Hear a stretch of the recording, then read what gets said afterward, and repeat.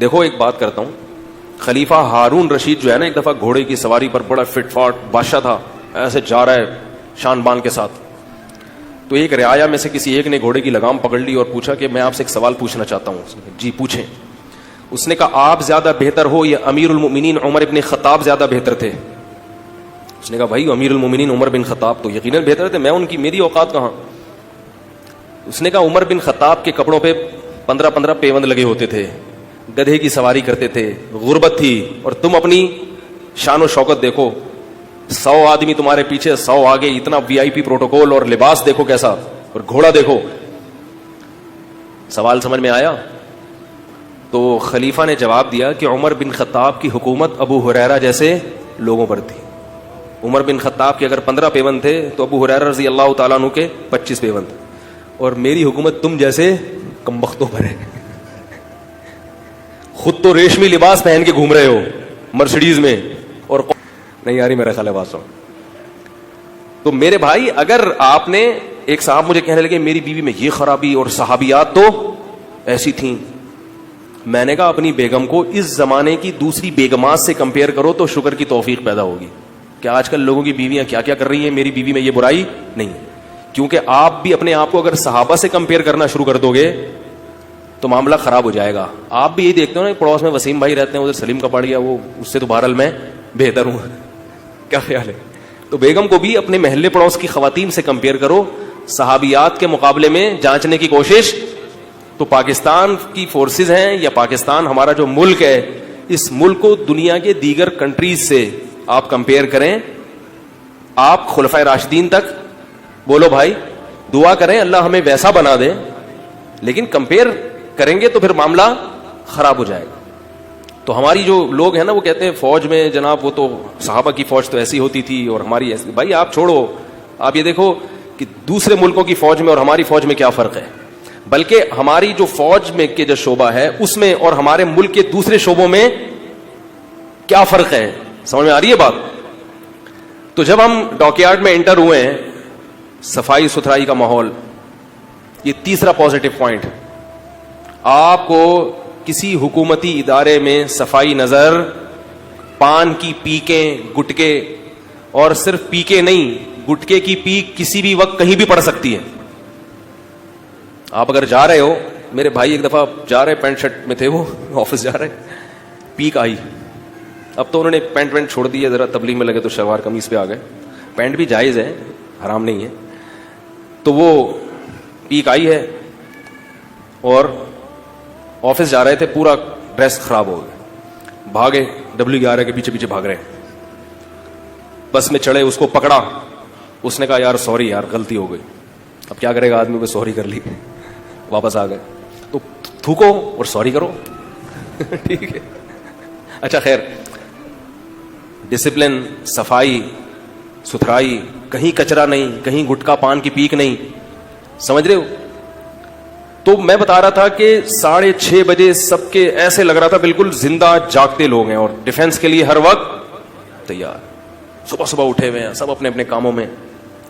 ناشتے کی میز, جہاز کے اندر چلے گئے ہمیں تو سمجھ میں نہیں آ رہا تھا کدھر جا رہا ہے بھائی. مجھے خیال آ رہا تھا وہ اتاترک نے علماء کو جہاز میں لے جا کے سمندر کے بیچ میں لے جا کے غرق کیا تھا. تو کہیں ایسا تو نہیں کوئی اس قسم کا پلان ہو کہ ہر فرقے سے ایک ایک مشہور مولوی مولانا صاحب کو لے کے سائڈ پہ لگا. ہلکا ہلکا تو واقعہ سنا ہوا تھا, اس لیے ایسا وہم سا ہو رہا تھا. تو جہاز کے اندر گئے ہیں, کمرہ, اس میں ماشاءاللہ ناشتے کی ٹیبل لگی ہوئی ہے. تو ہمیں ناشتہ کرایا گیا اور بہت اکرام کے ساتھ بڑے بڑے آفیسر لا کے علماء کے سامنے خود پیش کر رہے ہیں. مفتی منیب صاحب بھی تھے ہمارے ساتھ, رویت ہلال والے. ٹھیک ہے, ان سے بھی بہت قریب رہنے کا موقع ملا تو بہت ساری غلط فہمیاں دور ہوئیں. بڑے بہت اچھی نیچر کے آدمی ہیں, بہت اچھے. اگر گرین والے سارے ایسے ہو جائیں تو اختلافات کیا ہو جائیں گے, ختم ہو جائیں گے. ان کو ہم نے نماز میں آگے کیا, مفتی منیب صاحب کو ہم نے جب ان کے پیچھے نماز پڑھی ہے تو وہ فیس بک پہ تصویریں آئی ہیں تو لوگ میرے بارے میں طنز کرنے, کلپ آیا ہے, ویسے ہی یہ کہتے ہیں گرین والے ایسے, اور منافق کو دیکھو ان کے پیچھے نماز پڑھ رہے ہیں. منافق کا لفظ, منافق کو دیکھو ان کے پیچھے نماز پڑھ رہے ہیں. تو خیر نیوی کے بڑے بڑے آفیسرز آئے, تعارف کروایا انہوں نے, بہت زبردست پریزنٹیشن پیش کی. تو جو لیفٹیننٹ تھا نا, میں سیلفیوں کا قائل نہیں ہوں, لیکن میں نے کہا یار آپ کے ساتھ ایک سیلفی میں نے لینی ہے. اس نے کہا مفتی صاحب میں خود آپ کے ساتھ سیلفی لوں گا, لیکن میں نے کہا نہیں میں آپ, کیونکہ اس کی فٹنس دیکھ کے بڑا مزہ آ رہا تھا. کیا فٹنس تھی ماشاء اللہ. ہمارے ایک استاذ نے کہا یار ہم نے دن بھر سینکڑوں فوجیوں کو دیکھا ہے, کسی ایک کی بھی توند نکلی بھی نہیں ہے. کوئی اور ایسا شعبہ ہے پاکستان میں جو توند کے بغیر ہو؟ ٹھیک ہے, خدا کی قسم یہ بہت بڑا پازیٹو پوائنٹ ہے فورسز کا. آپ صلی اللہ علیہ وسلم کی بخاری کی صحیح حدیث ہے, صحیح بخاری کی, فرمایا سب سے بہتر دور میرا, اس کے بعد والا, پھر اس کے بعد والا, اس کے بعد پھر جھوٹ پھیل جائے گا اور لوگوں میں موٹاپا پھیل جائے گا. کیا مطلب؟ صحابہ کے توندیں, دیکھو اس توند سے وہ مراد ہے جو زیادہ کھانے سے پیدا ہوئی. میں بار بار کہتا ہوں کسی کا پیٹ اگر نکلا ہوا ہے تو بدگمان ہونا جائز نہیں ہے, کیونکہ نیچرل بھی ہوتا ہے, اسٹرکچر بعض لوگوں کا ایسا ہوتا ہے, کسی سے بدگمان ہونے کی اجازت نہیں ہے. لیکن اگر کھا کھا کے اور ہڈ حرامی کی وجہ سے یہ ہو گیا ہے, جو کہ عموماً ایسا ہی ہوتا ہے, گورنمنٹ کے ملازمین پڑے ہوئے ہوتے ہیں, پہلے تو بہت ہی تھا, تھوڑا سا کچھ معاملہ سیٹ ہوا ہے, ورنہ تو پڑے ہوئے ہوتے تھے, کھا رہے ہیں. سوڈان میں کیا ہوتا ہے, جو گورنمنٹ کے ملازمین ہیں نا, وہ دفتر میں آتے ہیں تو لوگ ان سے پوچھتے ہیں کہ آپ صبح اٹھ کے سب سے پہلے کیا کرتے ہیں, تو کہتے ہیں ہم آرام کرتے ہیں. صبح اٹھ کے ہم سب سے پہلے کیا کرتے ہیں, آرام کرتے ہیں. ایسے بھی لوگ ہیں دنیا میں جو صبح اٹھنے کے بعد کیا کرتے ہیں, آرام کرتے ہیں, کہ بہت تھک گئے ہیں. ٹھیک ہے, تو یہ ہو رہا ہے, اور ہم میں بھی اکثریت ایسے ہی ہے, صبح اٹھ کے پھر سو جاتے ہیں. تو کسی ایک کی بھی توند نکلی ہوئی, بولو بھائی, یہ بھی ایک, اب نمبر آپ خود لگا لیں, یہ بھی ایک پازیٹو پوائنٹ ہے. فٹنس رکھنا آسان کام, اس کے لیے آپ کو خوراک پہ کنٹرول کرنا پڑتا ہے, آپ کو صبح اٹھ کے ایکسرسائز کرنی پڑتی ہے. تو ہمارے استاذ نے کہا یار کسی ایک کی بھی توند نہیں, سب فٹ فاٹ, کوئی ٹیڑھا میڑا نظر نہیں آئے گا. یوں کھڑا ہوا بیٹھا ہے تو یوں کر کے ٹیڑھے نہیں بیٹھتے. اب آپ دیکھو ملنے کے لیے, ابھی دیکھو میں سیدھا بیٹھا ہوں نا, میری کمر یوں بھی ہو سکتی تھی, کیا خیال ہے؟ آپ نے دیکھا ہوگا میں جب بیٹھتا ہوں الحمدللہ تھوڑا سا سیدھا ہو کے بیٹھتا ہوں, کہتا ہوں سیدھا ہو جاؤ سیدھا. تو ہمیں پاکستان نیوی میں کوئی ٹیڑھا میڑا کہ بیٹھا ہو تو یوں ٹیڑھا بیٹھا ہو, اور ہوتے ہوتے بالکل نیچے ہو گیا اور ٹانگیں اوپر. ایسے بھی ہوتے ہیں کرسیوں میں لوگ بیٹھے ہوتے ہیں سرکاری محکموں میں, دبتے چلے جاتے ہیں اور اس حساب سے پاؤں اوپر اٹھتے چلے جاتے ہیں. عجیب سا ماحول. نہ جو بیٹھا ہے, جو ملنے کے لیے آیا, دیکھنے سے لگ رہا ہے کہ بھائی زندہ اور جاگتی قوم کا ڈیفینس کر رہے ہیں, یعنی ڈیفینس کرنے والے زندہ اور جاگ رہے ہیں. پھر وہ ہمیں سمندر کے بیچ میں لے گئے, اسپیشل علماء کے لیے انہوں نے بحری جہاز کو چلایا ہے, 70-80 کلومیٹر تک سمندر کے بیچ کی سیر کرائی.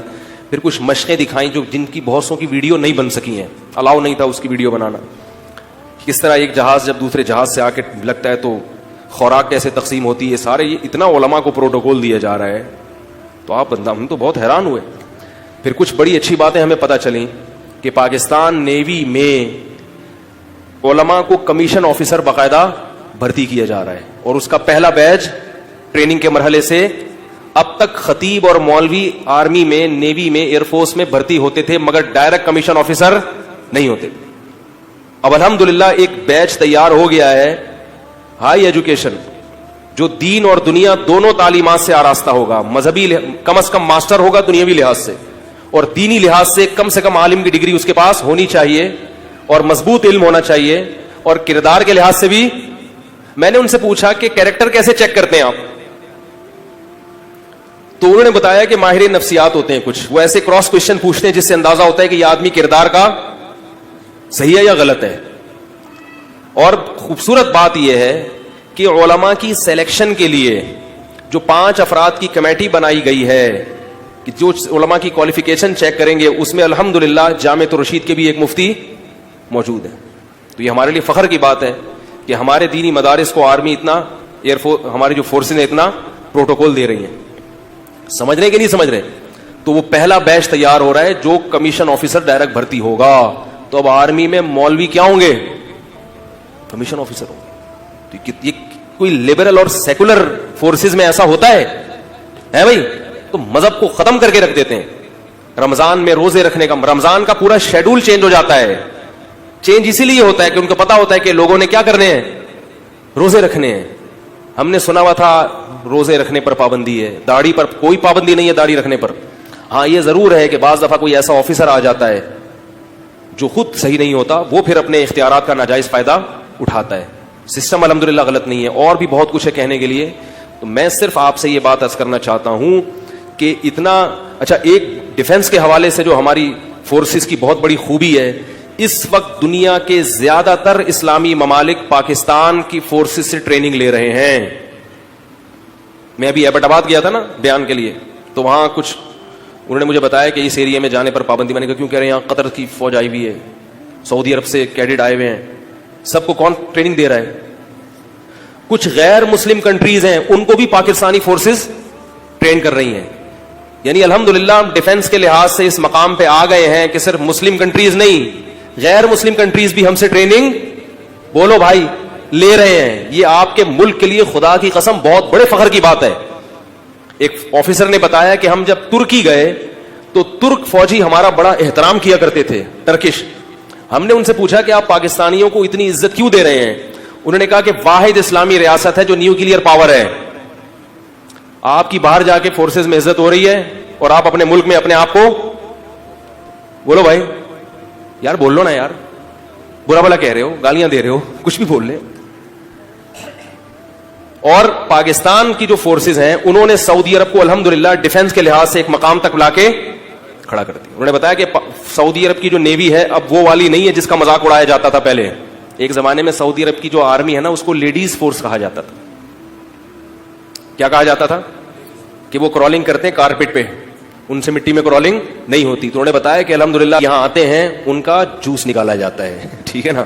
ان کو کہا جاتا ہے کہ اب تم یعنی ہمارے حد پہ چڑھ گئے ہو, تو ان کو اپنے حساب سے ٹرین کر کے بھیجا جاتا ہے. تو سعودی عرب کو اپنے ایک مقام تک لے آیا ہے پاکستان, قطر کو, اور بہت سارے اسلامی ممالک کو جن کے میں نام, سب کے نام میں لینا مناسب بھی نہیں ہے. بہت سارے اسلامک کنٹریز ہیں اور کچھ غیر مسلم کنٹریز نے بھی ہم سے مدد لی ہے. تو ان کو الحمدللہ ایک اسٹیج تک لا کے پاکستان نے کھڑا کر دیا.